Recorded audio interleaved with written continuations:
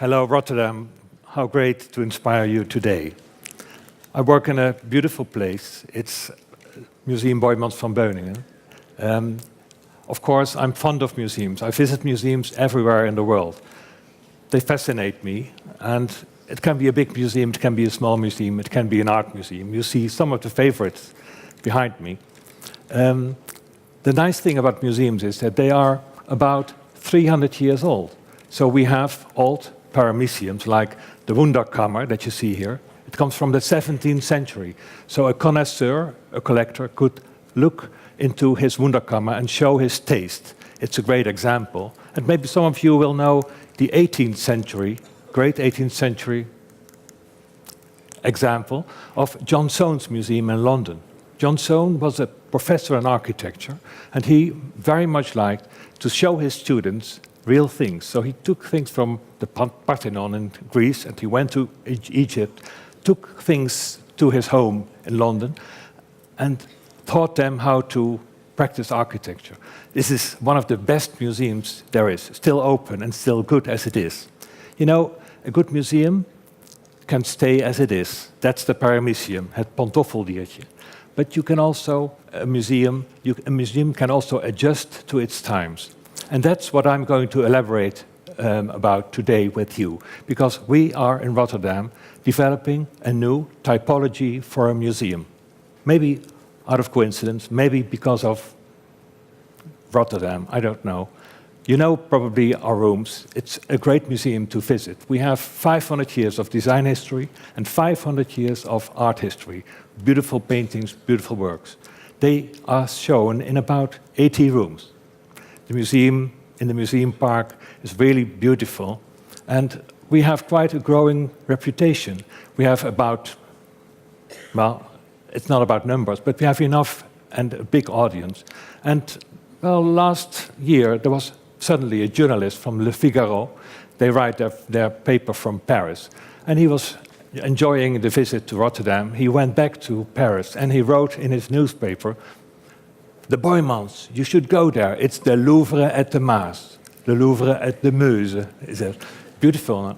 It was a big compliment, of course, and maybe you are also acquainted with the most recent Lonely Planet. They said it should be a Geheimtipp. It's a secret tip. It goes well, and it's great because, well, museums give you, they inspire me a lot. But what happens in a museum is that you go there out of curiosity to see things that attract you. And you do that with hundreds of people with the same inclination. There's a simple truth behind any museum, and this is the truth behind any museum. And what happens if you are really into a museum is that you learn, maybe you are enlightened, but what also happens is that you get blown away by the way that you look at things and how they land in you. We had, of course, some issues in Rotterdam, and you know many of them. And this is me 5 years ago, the first time that the rain became so terrible that it came down in our cellar and also in our storage. You're acquainted with these terrible rains. They were forecasted for 2050. Now it rains every summer like that. People of you living in Rotterdam know what I mean. The sewers flood, the streets are wet. You see it on the news too. It can land in Rietveld or in Berlin or everywhere. It was a great problem. Our collection has been in danger many times. Sorry, I'd like to correct that. It's not our collection, it's your collection. It's your treasure. It's the things that have been collected in 170 years in the municipality of Rotterdam. And it's a great collection. It's a wonderful collection, and we should be very, very careful with it. Another thing occurred, which is good news. We have many contacts, of course. Many people come to me also after lectures, say, "Mr. Museum Director, my grandfather's paintings are in my home. They look so yellowish. What's going on with them? Could you send over a conservator to look what they have?" "Mr. Museum Director, me and my brothers, we found a beautiful drawing in the cupboard of my father. We think it's a 15th century Jan van Eyck. Could you come over, or could you send over somebody who knows?" "Mr. Museum Director, I collect. I do not have children. I don't know how long I will live. when do you visit me, and could you consider to take my collection in your building? And I heard in the news that it's not so safe. What can we do about that? Many questions, of course. Another issue that you should know, really hard to know, but if you would decide to go to the museum, the Boijmans or another museum in Rotterdam, or any museum, an art museum in the world, you will see 8% of the collection on display. 92% is in the storage. It's not visible.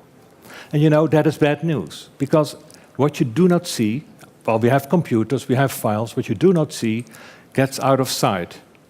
An artwork should be experienced. It has a volume, it has a texture, it has a weight, it has a color. You need all your senses. Putting things in a depository is in fact not the step that we would like to take. And in all museums, in any museum where you go, it's 8%, maybe 9, maybe 7, but that's it. So the question I have very often in my office is, Mr. Museum Director, where is your Rothko painting? When it's in the depository, we know it within a week, because people always react and respond to things that they miss. These three issues made us think and evaluate about, well, what should we do about this? This would be a good idea. Do you recognize this? This is a Fort Knox. A good solution should be a little higher, maybe on a hill, because we have also the problem of the sea level. A gate, a fence, it's lit, a security guy 24 hours a day, a vicious dog. Great solution, is it? Yes, it is safe, but is it generous? Is it open? Can you go there to see what we have, to see your treasure? I don't think so. Can you be proud? Can you get proud with such a device, such an institute? I doubt it. I doubt it.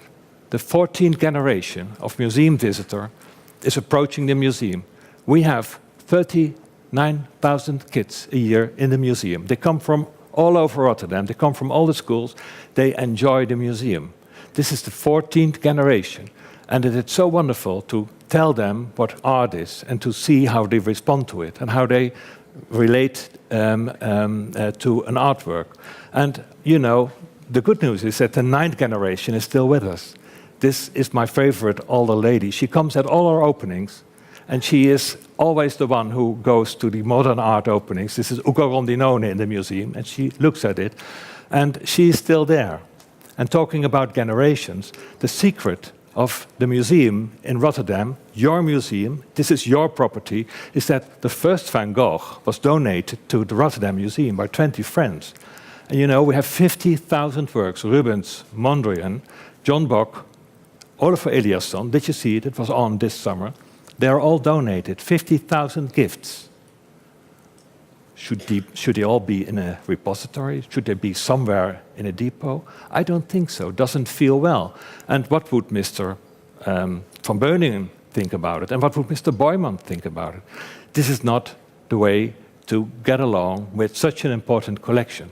So, of course, we started to think about the solution. And we thought, well, what if?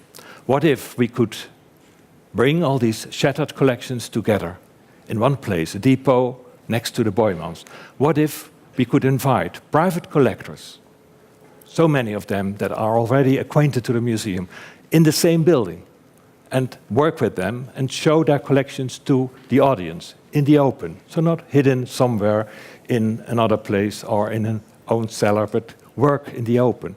And what if we could also show you the skills? So we will do a conservation center next to the building or in the building, where you can see what skills we have to preserve and to conserve and to take care of the collections. And what if that would be an open museum, completely open to everyone, to anyone? And what if we could develop a special typology for the building? Because what we do is that we build an open vault. So we have a vault, it's secure, and we open it to you. You need a good architect for that. And well, maybe you recognized the hand of Winnie Maas from MGR-DV. After an international competition, we found him, and he is going to be the next architect for our new depot Boijmans Van Beuningen. Here you see it on the spot in the museum park, in the right corner, the left-hand corner. It's opposite the Nieuwe Instituut and next to our museum. It's going to be a place where you come in the kitchen of the museum. You see us at work. You see us doing our job. It's the back office that is open to the audience.